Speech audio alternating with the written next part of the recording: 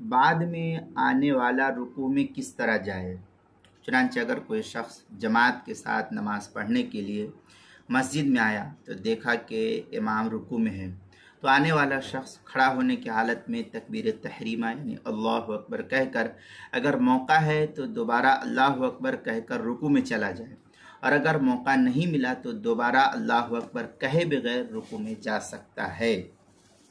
اور تکبیر تحریمہ کے بعد قیام کی حالت میں کچھ دیر ٹھہرنا اس کے لیے کوئی ضروری نہیں ہے۔ چنانچہ اس سلسلے میں جو ہے علامہ شامی لکھتے ہیں وَيَشْتَرِطُ كَوْنُهُ قَائِمًا فَلَوْ وَجَدَ الْإِمَامَ رَاكِعًا فَكَبَّرَ مَنْحَنِيًّا إِلَىٰ أَنَّ إِلَى الْقِيَامِ أَقْرَبُ صَحَّ۔ اس طریقے کے الفاظ جو ہے فتاوی شامی جلد نمبر 1 صفحہ نمبر 480 پر اس کو نقل کیا ہے، اور 481 پر قبیل مطلب فی حدث الاذان جزمہ جو HM سعید کراچی پاکستان کا چھپا ہوا نسخہ ہے اس کے اندر۔ دوسری صورت یہ کہ پھر اگر امام کو عین رکوع کی حالت میں پا لیا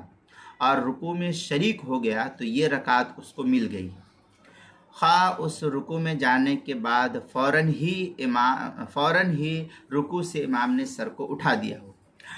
اور اس کو رکوع کی تسبیح پڑھنے کا موقع بھی نہ ملے، جب بھی یہ رکعت اس کو مل گئی صرف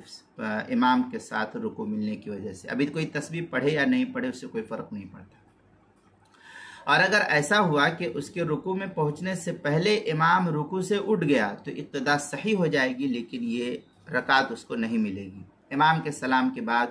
اس مقتدی کو کھڑے ہو کر کے ایک رکعت پھر سے پڑھنی ہوگی، جو رکعت اس کی چھٹی ہے وہ رکعت پھر سے اس کو پڑھنی ہوگی۔ چنانچہ اس سلسلے میں ذخیریہ کے حوالے سے جو ہے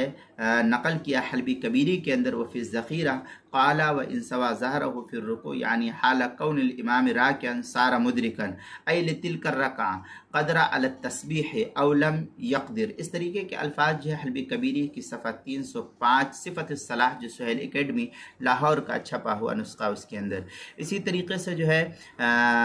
نماز کے مسائل کا انسائکلوپیڈیا جلد نمبر 1 صفحہ نمبر 230 حروف تہجیب با عنوان ہے بعد میں آنے والا رکوع میں کس طرح جائے، اس کی جلد نمبر 1 انسائکلوپیڈیا نماز کے مسائل کا انسائکلوپیڈیا اس کے جلد نمبر 1 صفحہ نمبر 230 اور 231 پر بھی اس کو نقل کیا گیا، وہاں دیکھ سکتے ہیں۔